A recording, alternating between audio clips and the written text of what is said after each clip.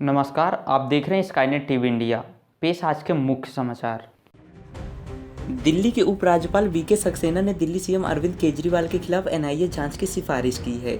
उन्होंने कहा है कि केजरीवाल ने बैन किए गए आतंकी संगठन सिख फॉर जस्टिस से पॉलिटिकल फंडिंग ली है। बॉम्बे हाई कोर्ट ने सोमवार को जेट एयरवेज के फाउंडर नरेश गोयल को मनी लॉन्ड्रिंग मामले में 2 महीने की अंतरिम जमानत दे दी। नरेश को 1 सितंबर 2023 को गिरफ्तार किया गया था। कोर्ट ने गोयल को 1 लाख रुपए का मुचलका भरने को कहा है। वे कोर्ट के अनुमति के बिना मुंबई से बाहर नहीं जा सकेंगे।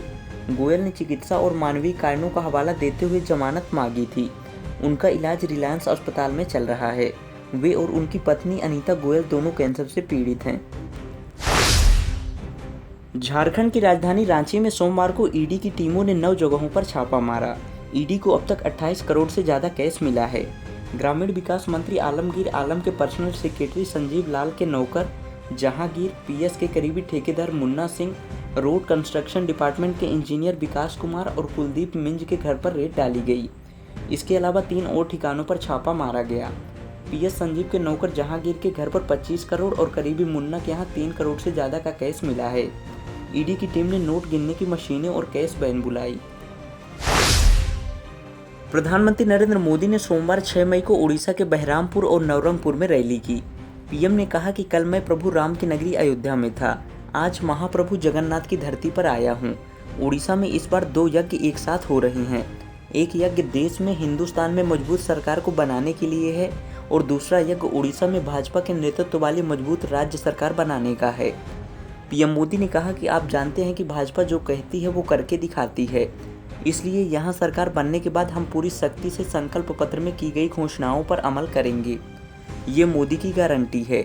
पीएम मोदी ने कहा कि ओडिशा में बीजेडी अस्त है, कांग्रेस पस्त है और लोग भाजपा पर आश्वस्त हैं।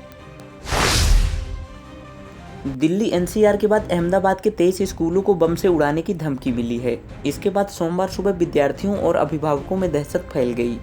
ईमेल मिलने के बाद बम डिस्पोजल स्क्वाड और पुलिस अधिकारियों की टीमों ने स्कूलों की तलाशी ली। हालांकि जांच में कुछ भी आपत्तिजनक नहीं मिला है।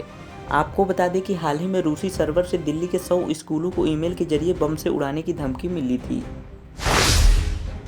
दिल्ली की राउज एवेन्यू कोर्ट ने सोमवार 6 मई को एक्साइज पॉलिसी केस में सीबीआई और ईडी केस में बीआरएस नेता के कविता की जमानत याचिकाएं खारिज कर दी। स्पेशल जज कावेरी बाबेजा ने कहा कि उन्हें राहत देने के लिए यह सही समय नहीं है।